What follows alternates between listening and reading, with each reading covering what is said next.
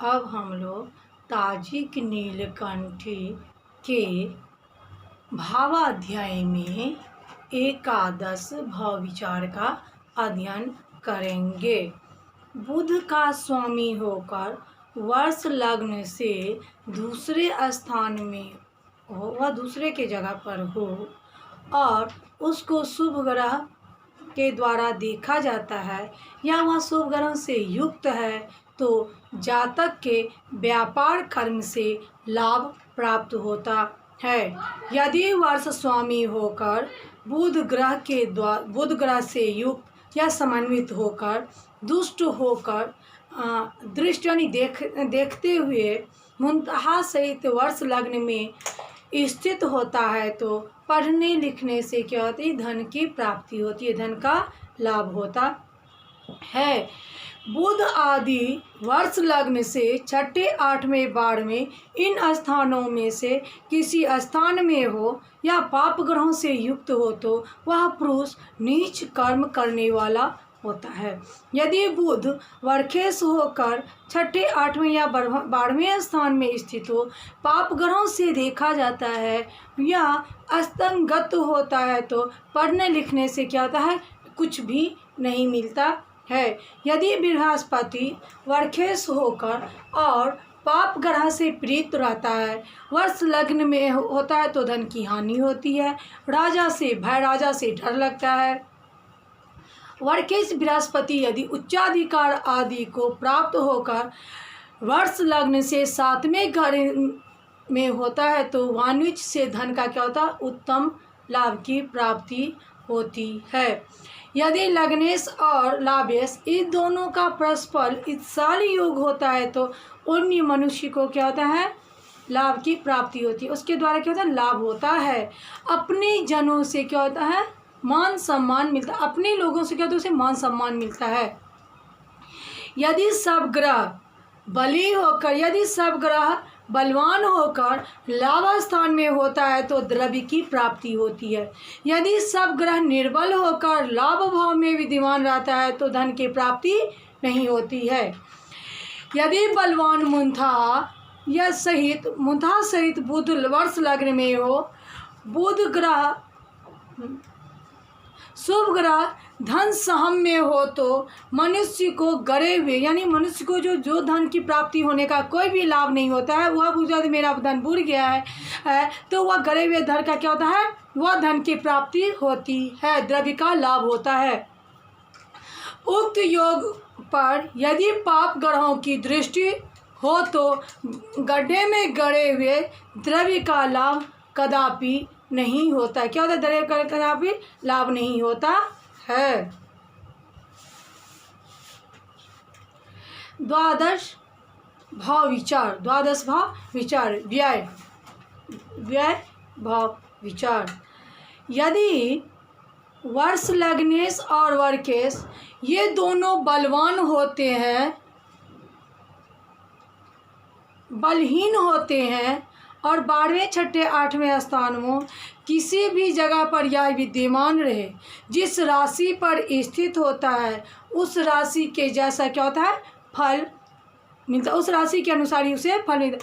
अगर वह सही रास्ते पर सही घर में स्थित होगा तो सही फल मिलेगा, अगर वह पाप घर में रहेगा, पाप ग्रह के साथ स्थित होगा तो पाप फल अशुभ फल प्रदान होता है। वर्खेश चतुष्पद राशि में स्थित होकर दुष्ट स्थान में हो तो चौपाई का क्या होता है, नाश होता है।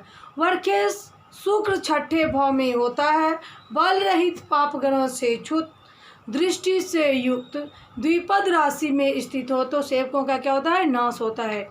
यदि शुक्र चतुष्पद राशि में बैठा हो तो घोड़ा स्थित होता है तो सेवकों का क्या होता है, नाश होता है। यदि शुक्र चतुष्पद राशि में बैठा हो तो घोड़ा आदि चौपाइयों की हानि करता है। अन्य ग्रह वर्खेश होकर छठे 8वें 12वें स्थान में स्थित होता है तो द्विपद राशियों के द्वारा क्या होता है, फल मिलता है।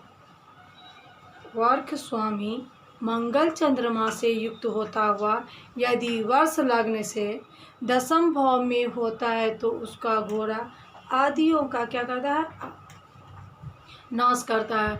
मन में व्यग्रता बनी रहती है, डर बना रहता है। यदि वर्खेश पाप ग्रहों से युक्त होकर चतुष्पद राशि में 6ठे 8वें या 12वें घर में बैठा हो तो सेवकों के साथ, उसके जो सेवक हैं उसके साथ क्या होती है, झगड़ा होती है, कलह होती है। बल का स्वामी बल सहित चंद्रमा होता है तो 6ठे और 12वें घर में बैठा रहता है या स्थित होता है तो उसकी उजड़ी भूमि में बसता हुआ बाग, कुआं, तालाब आदि का क्या होता है, निर्माण कार्य होता है। क्या होता है, निर्माण कार्य होता है। यदि शनि वर्खेश होता हुआ राशि अपने उच्च राशि में स्थित होता है, वर्ष लग्न में 10वें भाव में हो तो शरीर की आरोग्यता और धन की प्राप्ति होती है। यदि बृहस्पति वर्खेश होकर अपनी राशि अपने उच्च राशि में होकर 10वें भाव में हो तो आरोग्य व धन मिलता है।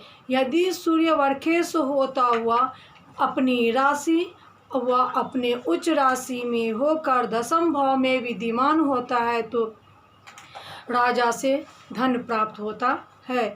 यदि मंगल वर्खेश होकर अपनी राशि या अपने उच्च स्थान में विद्यमान होकर 10वें भाव में स्थित होता है तो उसके अपने भुजबल से क्या होती है, धन की प्राप्ति होती है। बुध वर्खेश होकर अपनी राशि उच्च राशि में प्राप्त होकर 10वें भाव में विराजमान हो तो वैदिक ज्योतिष, कविता, कारीगरी आदि के द्वारा क्या होता है, धन का प्राप्त होता है। क्या होता है, धन का प्राप्त होता है। अगर हम क्या होता है, धन का प्राप्त होता है।